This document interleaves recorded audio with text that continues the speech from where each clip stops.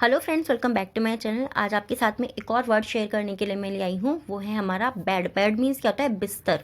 ठीक है, जिस बिस्तर पर हम सोते हैं, जिस बेड पर हम सोते हैं, वो बेड। बेड मीन्स होता है बिस्तर। इस एक सिंगल वर्ड को यूज़ करके हम कितने सारे अपने डेली लाइफ में जो यूज़ हो सकते हैं, सेंटेंस को बना सकते हैं, वही मैं आज आपके साथ में शेयर कर रही हूँ। सो आज को जो हमारा वर्ड है बेड, उसको लेके कितने सारे सेंटेंस बन सकते हैं। देखिए, it's time for bed, I have to go to bed, he had to stay in bed, he may be sick in bed. और ऐसे बहुत सारे सेंटेंस हैं जिनको हम ओनली सिंगल वर्ड को यूज करके, BED, बेड को यूज करके बना सकते हैं और उनको डेली लाइफ में यूज करके बोल भी सकते हैं अपनी स्पोकन के अंदर। राइट, सो स्टार्ट करते हैं। It's time for bed.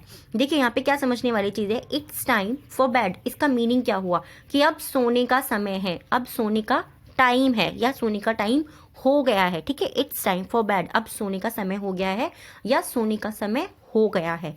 Next है I have to go to bed. I have to go to bed. Have to का यूज हम कहाँ पर करते हैं, मैं आपको अपने जितने भी मेरे पैराग्राफ्स होते हैं उनमें बताती हूँ। हैव टू का यूज करते हैं जब हमें ना है, किसी भी सेंटेंस के एंड में आता है, यानी कि मुझे खाना है, I have to eat. I have to go, मुझे जाना है। आई हैव टू रन, मुझे दौड़ना है। तो I have to go to bed, मुझे बिस्तर पर जाना है। नेक्स्ट है he had to stay in bed, he had to stay in bed। तो he had to का यूज कहाँ करते हैं, जब ना पड़ा। ठीक है, कोई काम करना पड़ा, उसे जबरदस्ती कुछ करना पड़ा। he had to stay in bed, उसे बिस्तर पर रहना पड़ा। ठीक है, वो बिस्तर पर रह नहीं रहा है, तो उसको बिस्तर पर रहना पड़ा हम बोल रहे हैं। पास्ट के लिए यूज करें तो he had to stay in bed, वे उसे बिस्तर पर रहना पड़ा। नेक्स्ट है he may be sick in bed, he may be sick in bed. May be का यूज हम कब करते हैं, मे बी यानी कि शायद। ठीक है, जब हमें बोलना होता है शायद या ऐसा हो सकता है, संभावना बता रहे, वह बिस्तर में बीमार हो सकता है, वो बीमार हुआ नहीं है, हम ऐसा सोच सक रहे हैं कि ऐसा हो सकता है कि वो बिस्तर में रह करके बीमार हो सकता है। He may be sick in bed. अगर आपका कोई फ्रेंड है जो सिर्फ बिस्तर पे पड़ा रहता है, फोन चलाता रहता है या कुछ भी करता रहता है ओनली, तो आप वहाँ पे उसको बोल सकते हैं ही may be sick in bed, वो बिस्तर में रह करके बीमार हो सकता है, उसको बाहर निकालो। ठीक है, इस तरह की सेंटेंस आप सिंपल सिंपल से यूज कर सकते हैं। नेक्स्ट जो हमारा सेंटेंस है वो है I go to bed at 11। Okay, I go to bed at 11।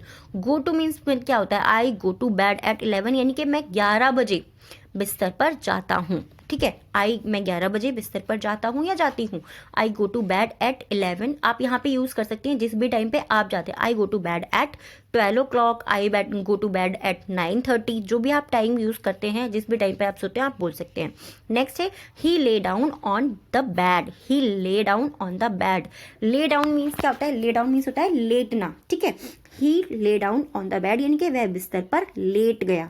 ले डाउन मीन्स लेटना। ठीक है, लेट गया, वो बिस्तर पर लेट गया। It's time to go to bed. It's time to go to bed, यानी कि अब बिस्तर पर जाने का समय है। It's time to go to bed. It's time, time means समय।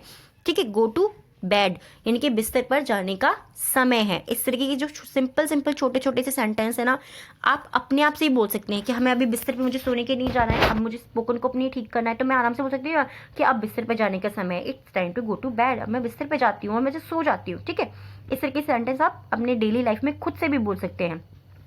कोई बंदिश नहीं है कि कोई आए तभी आप इनको यूज कर सकते हैं, आप अपने आप से भी यूज कर सकते हैं। नेक्स्ट है हमारा you should stay in bed.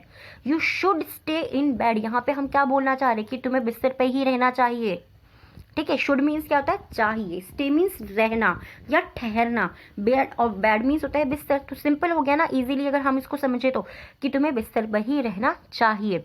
Next है हमारा he is bad with the flu. He is in the sorry he is in bed with the flu. He is in bed with the flu, यानी कि वो flu के साथ में बिस्तर पे है, यानी कि उसको फ्लू हुआ है और वो इसलिए बिस्तर पे, अगर हमें बोलना है किसी को, तो इस तरीके से हम इसको यूज कर सकते हैं। He is bad, he is in bed with the flu, वो फ्लू के साथ बिस्तर पर है या वो किसी बीमारी के साथ में बिस्तर पर है।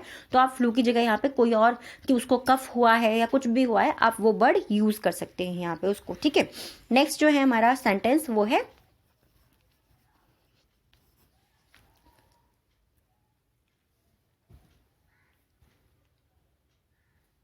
नेक्स्ट सेंटेंस को देखते हैं। Yes, just a second.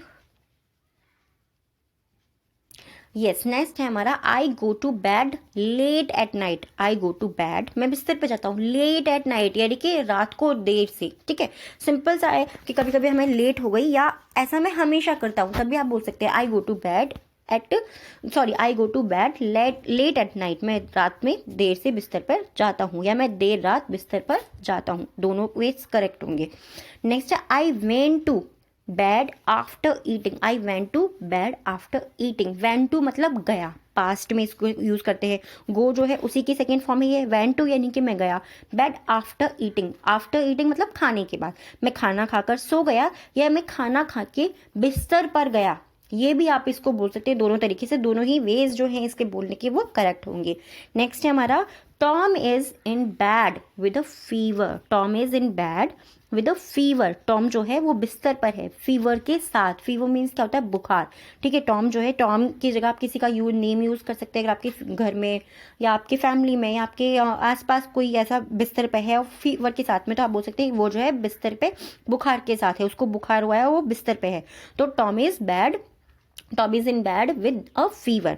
Next जो हमारा सेंटेंस है वो है question mark. Okay, question mark क्यों, क्योंकि यहाँ पे क्वेश्चन पूछा गया है, what time do you go to bed. अगर आपको किसी से पूछना है कि आप किस समय बिस्तर पर सोने जाते हो, आप किस समय सोते हो, तो आप क्या पूछ सकते हैं, what time do you go to bed. What time do you go to bed, आप बिस्तर पर किस समय सोने जाते हो, या आप बिस्तर पर किस समय सोते हो। इस तरीके के सेंटेंस जो होते हैं ना आपके लिए बहुत ज़्यादा ईजी हो जाते हैं जब आपको अपनी स्पीकिंग को इम्प्रूव करना है। आप अपनी स्पीकिंग को इम्प्रूव करने के लिए आपको लोगों से क्वेश्चन पूछने भी आने चाहिए, राइट, तभी आप उनका आंसर ले पाएंगे ना। अगर आपको क्वेश्चन पूछने नहीं आ रहे हैं आपको, तो आप इजीली उसको ट्रांसलेट भी नहीं कर पाएंगे, उनको एक्सप्लेन भी नहीं कर पाएंगे कि आप खुद से क्या बोलना चाह रहे हैं। तो हम जब किसी से पूछेंगे तभी हम किसी को कुछ बता भी पाएंगे, इसलिए आपको क्वेश्चन भी पूछना आना चाहिए, राइट। नेक्स्ट जो हमारा सेंटेंस है वो है there is a cat under the bed. There is a cat under the bed, यानी कि बिस्तर के नीचे एक बिल्ली है। इस तरह के सेंटेंस के लिए आप बहुत सारे वर्ड्स को यूज कर सकते हैं। There is the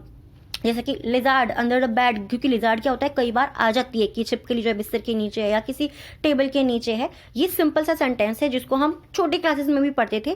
but I hope आपको ये वीडियो पसंद आया होगा, और आप चाहते हैं कि कोई और ऐसा वर्ड हो जो आपको लगता हो कि इस वर्ड के ऊपर भी बहुत सारे सेंटेंस बनने चाहिए, आप वो वर्ड भी मुझे कमेंट कर सकते हैं। एंड सेकेंड थिंग, अगर आपको ये पसंद आया है तो प्लीज़ मुझे बताइएगा ज़रूर, और नेक्स्ट वर्ड कौन सा चाहते हैं आप, या नेक्स्ट टॉपिक कौन सा चाहते हैं जिस पे मैं वीडियो आपके साथ में शेयर करूँ, आप वो भी मुझे बता सकते हैं। Thanks for watching.